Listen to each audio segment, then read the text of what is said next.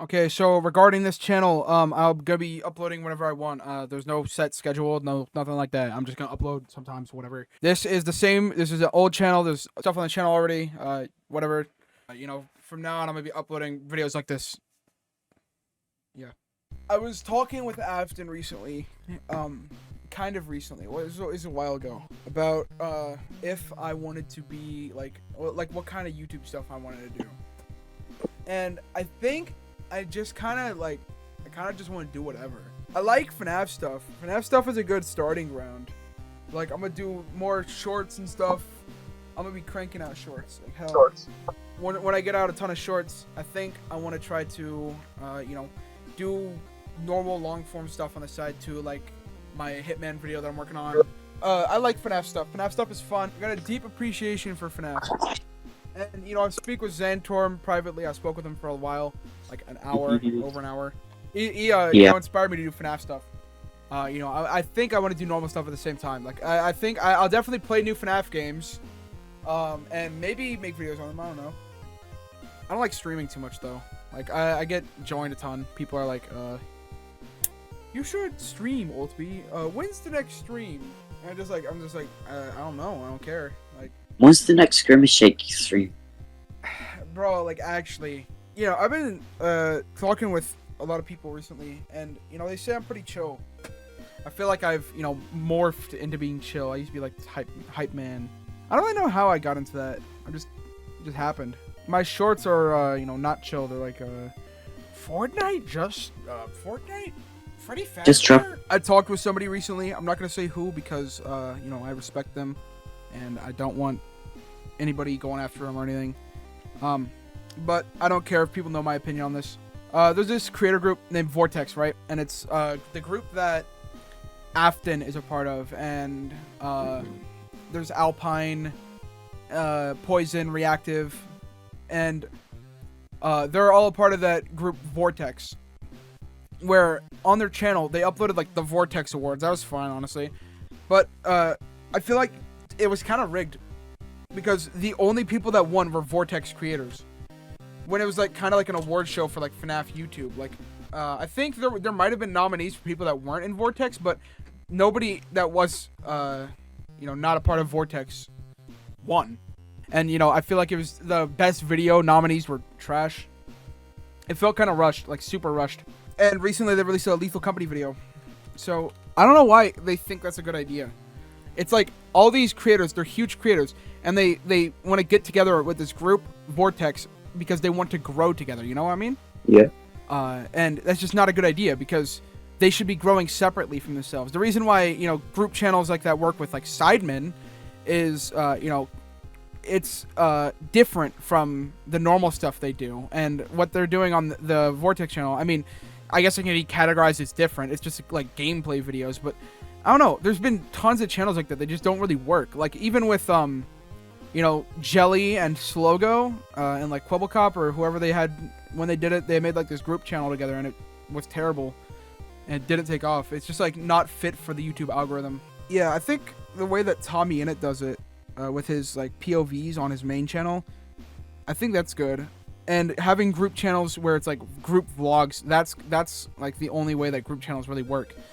And they're putting all this effort into Vortex, and I just don't think it's a good idea. I think they should be working on themselves to grow more their own channels. What about with Vanos Gaming though? That did good. I mean, Vanos was like one guy with a ton of people though. He wasn't a group. He had a friend group that was in his videos, but he wasn't like, he wasn't a group channel, you know what I mean? Yeah. His channel was his separately. I mean, like, having a group, this is like what I do. I have a group, right? I have Give or Take or whatever. And I have that group with like Afton and Little, but in that group, we don't have like a group channel where we upload videos to. We just like, we make our own videos, but we work together. You know what I mean? Yeah. Yeah, we work together and we work hard, but we all have, our separate things we're working on. But, we can help each other with that. That be, giving each other advice, feedback on videos. we just all work towards our own channels, and I feel like that's the best way a group can work. Like, you can still consider yourself as a group. You can still say like, yeah, we're Vortex, but like having a group channel is just not a good long-term goal. Because at the end of the day, you're not going to grow together, because that's just not how the algorithm works. It's not how YouTube works. If the Vortex YouTube channel grows, then that's just going to be the Vortex YouTube channel. And I mean, the base attention it gets, that's just going to be because of all the huge creators that are a part of it. Which, speaking of which, the creators that are a part of it, tens of thousands of subscribers, they're, pretty big creators. But the channel only has like 100 subs. And they made like an Instagram account, they upload TikToks and stuff. Like, it's just like, it's not a good, thing to push. It's not like a good marketing strategy. As somebody who's, looked into marketing strategies a lot. Yeah, I've enjoyed making a lot of connections recently. I got invited to the MrDoggo charity event, and from there, I've just been meeting so many people. That's how I met Alpine, and he invited me to his event. Yeah, obviously no hate to Alpine, I just don't think the whole Vortex thing is that good of an idea. Group channels don't work unless you already are satisfied with where you are with your channel. You don't care about growing further. Because I feel like that's where most group channels work. And I mean, like, even with, having multiple POVs for gameplay, that doesn't really work. Especially because it's just so much effort they put in for that. They put in so much effort for the channel. They have to like edit the videos. It's just effort that could go to their own channels respectively. And I don't think they're hiring editors. I think the whole Vortex branding is pretty good. I think it looks cool. It just doesn't perform well enough. Having the IRL vlogs and stuff with groups, that's the only way I would make a group channel, honestly. Like, I used to have this group channel and I deleted it because I knew it wasn't a good idea. It's weird because I know a lot of stuff about the YouTube algorithm, but I don't know, explicitly why group channels don't work, other than, it'd be better if they all just put effort into their own separate things. I wonder how Vortex even works. Like, I wonder if, all the people in it have access to the channel or whatever. Or I wonder if just Alpine runs the whole thing. What if I made a group channel where it's like just me with different like voice changes? That'd be like that one movie with the Dr. Dolittle guy in it, where he played all the guys. What do you think are the odds that we actually get some kind of FNAF in Fortnite? It'll probably be like one of the second movie releases.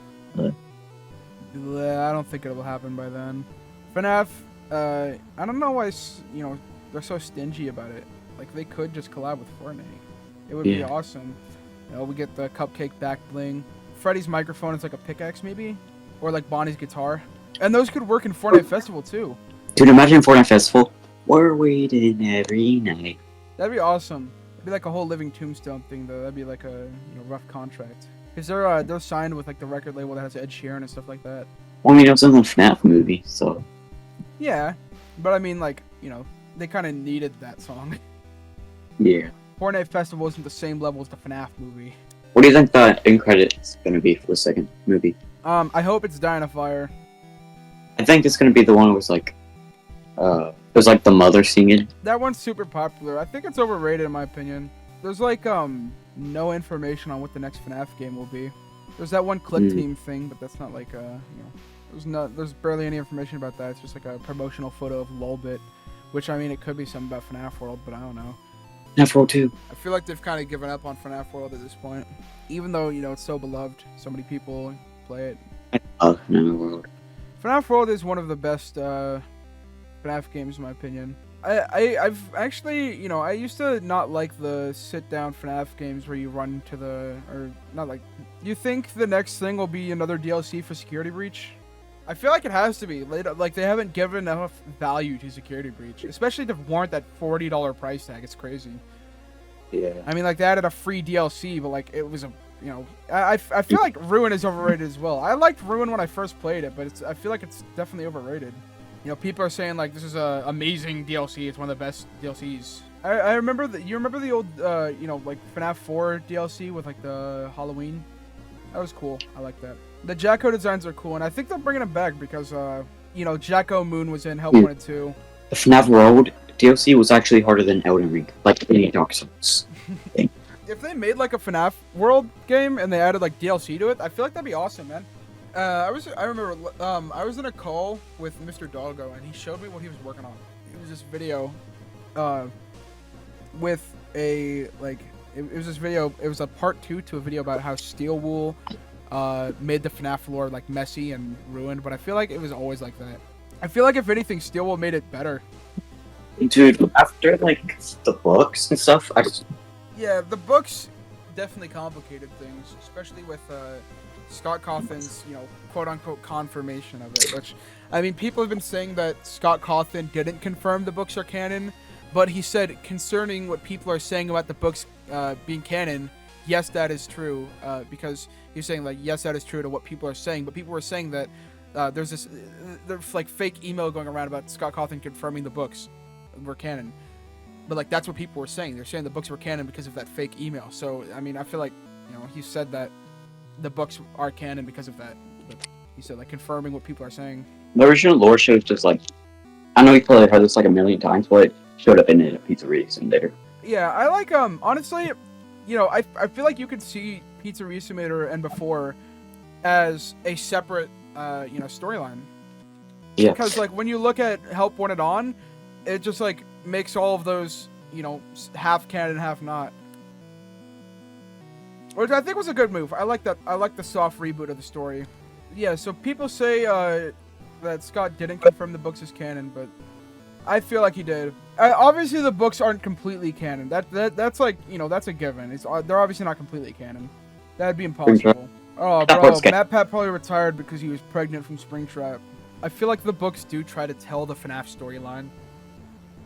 Obviously, I feel like, at the beginning, he was trying to tell the FNAF storyline through the books, but then, then